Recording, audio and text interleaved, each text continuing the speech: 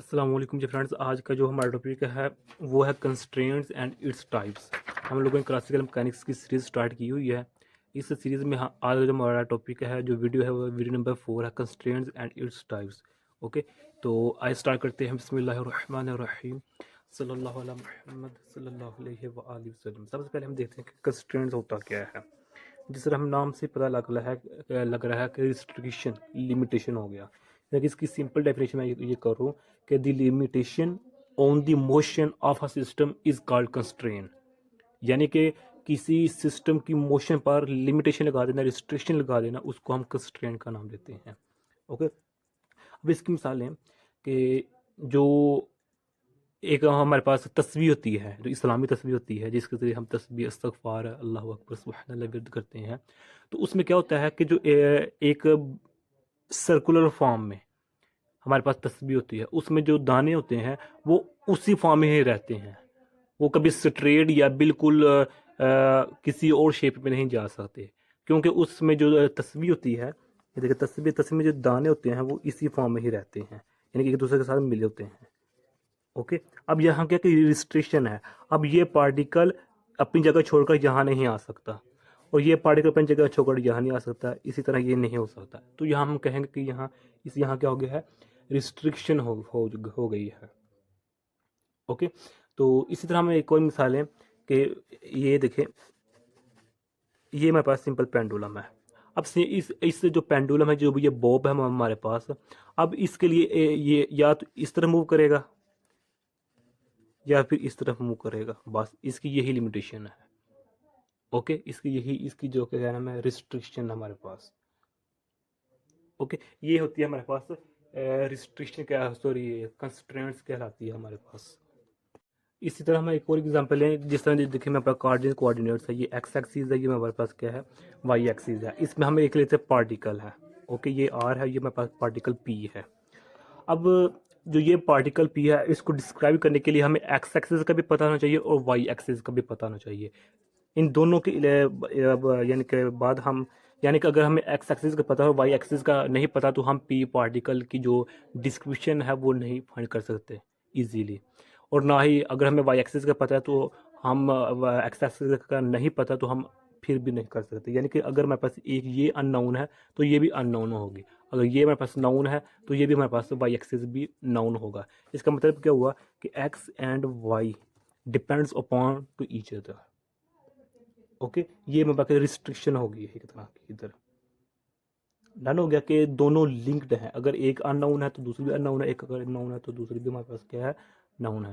लिहाजा हम एक एक्सिस के थ्रू इसकी जो डिस्क्रिप्शन है पार्टिकल पी की वो फाइंड नहीं कर सकते। अगर हम डिग्री ऑफ फ्रीडम की बात करें तो कि डिग्री ऑफ फ्रीडम जो हमारे पास होता है, डिग्री ऑफ फ्रीडम हमारे पास, इसका फार्मूला हमारे पास क्या होता है, 3n नेगेटिव के। डिग्री ऑफ फ्रीडम फाइंड करने के लिए मेरे पास ये फार्मूला होता है, और जो मेरे पास ये की होता है, ये मेरे पास होता है नंबर ऑफ रिस्ट्रिक्शन होता है, नंबर ऑफ रिस्ट्रिक्शन। अब हम बात करते हैं इसकी जो टाइप्स हैं। जो सबसे पहली टाइप आ जाती है वो हमारे पास आ जाती है होलोनोमिक, और सेकंड टाइप आ जाती है नॉन होलोनोमिक। पहले हम इन दोनों को डिस्कस करते हैं, फिर थर्ड और फोर्थ को हम डिस्कस करेंगे। होलोनोमिक में क्या होता है कि जो मेरे पास ये टाइम डिपेंडेंट होता है, कि इसमें जो टाइम होता है वो डिपेंड करता है। यानी कि जो होलोनोमिक में जो इक्वेशन में यूज़ करते हैं वो हमारे पास ये होती है, जो इस इक्वेशन को सेटिस्फाई करता है उसको हम नाम कहते हैं, ये हमारे पास क्या है, ये होलोनोमिक इक्वेशन है। ये मेरे पास जो टी का टर्म है ये इसमें इंक्लूड होती है, कि टाइम के लिहाज से चेंजिंग आती है।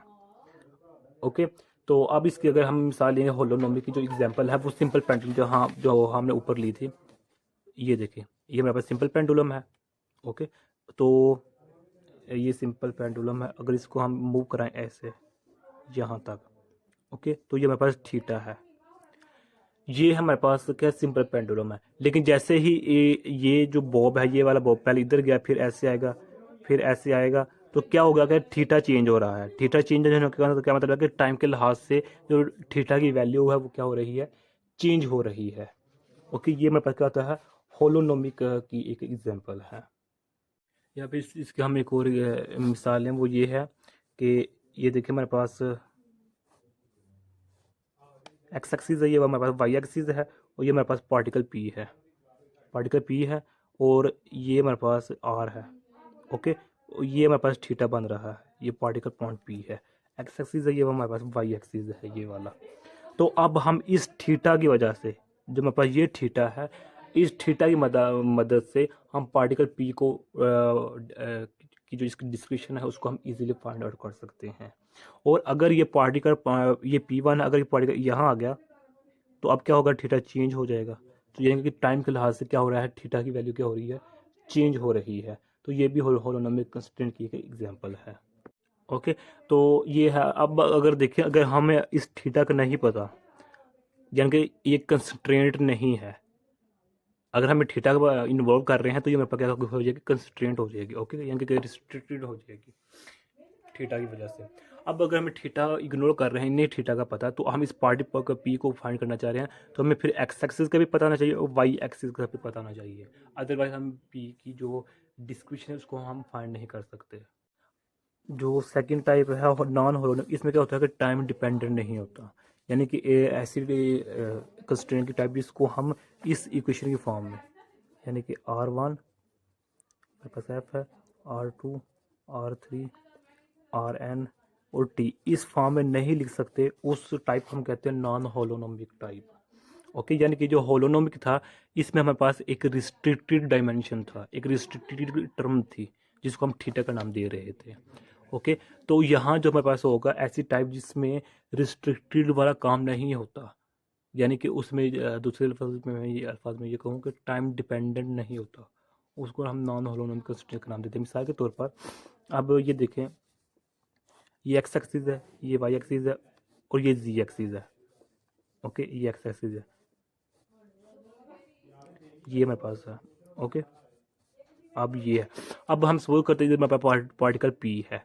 अब ये पार्टिकल पी यहाँ भी मूव, इस डायरेक्शन में मूव करता है, इधर भी और इधर भी और इधर भी। अब यहाँ पार्टिकल क्या है, फ्री है, वो किसी भी डायरेक्शन में इजीली मूव कर सकता है। ओके, तो इसको हम कहते हैं नॉन होलोनोमिक। या इसकी हम कोई एग्जांपल है, सपोज करिए मेरे पास सर्कल है।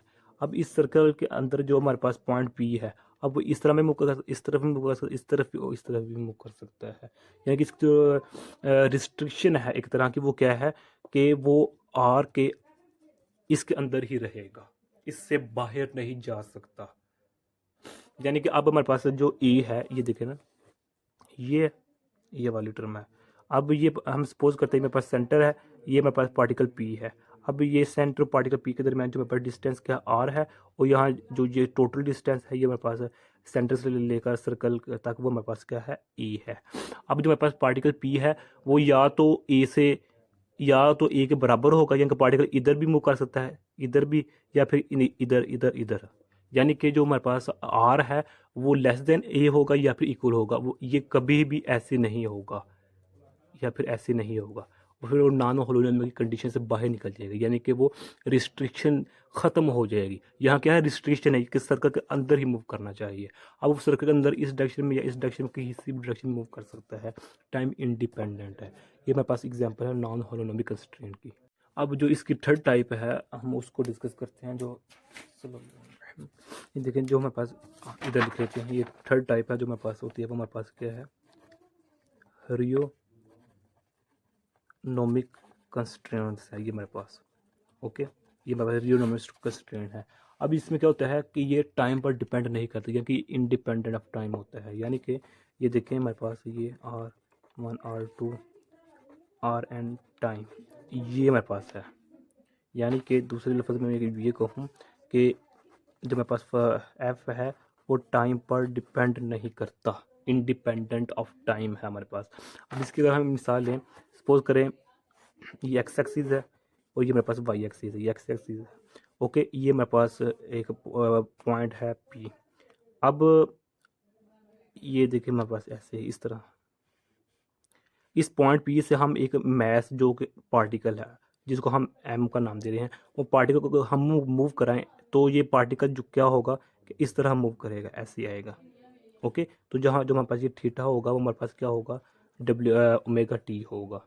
लेकिन अगर सॉरी इधर हमारे पास गलती होगी कि ऐसी टाइप कंस्ट्रेंट की जो कि टाइम पर डिपेंड करती हो, जो कि टाइम पर डिपेंड करती हो, उसको हम कहते हैं रियोनोमिक कंस्ट्रेंट। जो हमारे पास चौथी टाइप है ना, जो हमारे पास है स्क्लेरोनोमिक कंस्ट्रेंट, ये डिपेंड करती है, टाइम पर डिपेंड नहीं करती। यानी कि ये मेरे पास क्या आती है,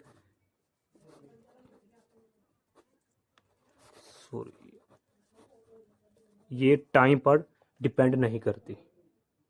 ओके, जबकि जो हमारे पास रियोनोमिक कंस्ट्रेंट है ये टाइम पर डिपेंड करती है, जो हमारे पास ये कंडीशन है, ये वाली, ये टाइम पर डिपेंड करती है। अब यहाँ देखें कि पार्टिकल पॉइंट पी से हमने एक पार्टिकल है जिसको हम एम का नाम दे रहे हैं, उसको हम मूव कराना चाह रहे हैं इस डायरेक्शन, तो वो पार्टिकल इस डायरेक्शन में मूव करेगा। वो जो थीटा है वो हमारे पास क्या ओमेगा टी है। लेकिन अगर इसी पार्टिकल पी को, पहले यहाँ था ना, अब इस पार्टिकल को अगर मैं इधर ले आऊँ, इधर, तो अब क्या होगा कि जो मेरे पास ये थीटा होगा, ये थीटा चेंज हो जाएगा। क्या हो जाएगा, चेंज हो जाएगा। यानी यहाँ जो मैं थीटा की वैल्यू थी, ओमेगा टी की वैल्यू कुछ और थी, यहाँ कुछ और हो जाएगी। क्यों? क्योंकि हमने पॉइंट पी की जो प्लेस है, जगह है, उसको चेंज कर दिया है। ये मेरे पास होती है रियोनोमिक कंस्ट्रेंट की। अब अगर हम स्क्लेरोनोमिक कंस्ट्रेंट की बात करें, इसमें क्या होता है, इसी को हम लेते हैं एग्जाम्पल। ये एक्स एक्सिस है, ये हमारे पास एक्सिस है, ये है। तो अब यहाँ देखें, जो मेरे पास ये थीटा होगा, अगर हमारे पास ये पॉइंट पी फिक्स है अपनी जगह पर, और यहाँ से हमने एक एम मैस को नीचे गिराया है, तो वह यहाँ ऐसे आएगा। अगर हमारे पास ये फिक्स ही रहता है तो हमारे पास ये टाइप कहलाएगी स्क्लेरोनोमिक कंस्ट्रेंट की कहलाएगी, कि ये टाइम पर डिपेंड नहीं कर रही। क्यों नहीं कर रही डिपेंड पर? क्योंकि हमारे पास जो ये पॉइंट है हमारे पास फिक्स है। ओके, तो इसलिए जो हमारे पास होगी, हमारे पास वो इसकी जो इक्वेशन होगी वो हमारे पास ये होगी। ओके, तो इसकी जो हमारे पास होगी वो हमारे पास ये होगी, ये वाली। डन हो गया। तो अब अगर इसके हम एक और एग्जांपल लें, जो कि हम सिंपल पैटर्न में यूज़ करते हैं, ये देखें, ये वाली। अगर हमारे पास ये पिवट पॉइंट है, ये वाला जिसको हम पी का नाम दे रहे हैं, तो ये हमारे पास बॉब है, ये वाला बॉब है। ओके, ये इस तरह मूव कर रहा है या फिर इस तरह मूव कर रहा है। ओके, तो अब इसकी जो हमारे पास वैल्यूज होंगी वो हमारे पास क्या होगी, ये हमारे पास क्या है, थीटा है। यानी कि ये देखें, ये हमारे पास थीटा बन रहा है। ओके, इधर भी थीटा बन रहा है। ओके, ये क्या था, P1 पॉइंट है। लेकिन अगर इसी चीज़ को हम, ये P1 पॉइंट था, अगर इसको मैं ले आऊँ इधर इस साइड पर, यानी P2 पॉइंट पर ले आऊँ, ये P1 पॉइंट था, क्योंकि इसकी मैंने पोजीशन को चेंज कर दिया, तो अब जो मेरे पास यह एंगल होगा वो चेंज हो जाएगा। क्या हो जाएगा, चेंज हो जाएगा।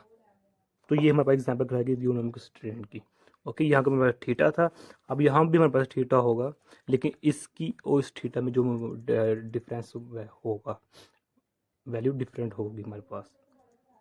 ओके, और अगर इसके ऑपोजिट लें, तो अगर हमारे पास ये पॉइंट पी है, ये अपनी जगह पर फिक्स है, और ये हमारे पास बॉब इस तरह मूव कर रहा है या इस तरह मूव कर रहा है, ये फिक्स है, ये हमेशा फिक्स है, तो हमारे पास ये एग्जाम्पल कहलाएगी फिर स्क्लेरोनोमिक कंस्ट्रेंट की कहलाएगी।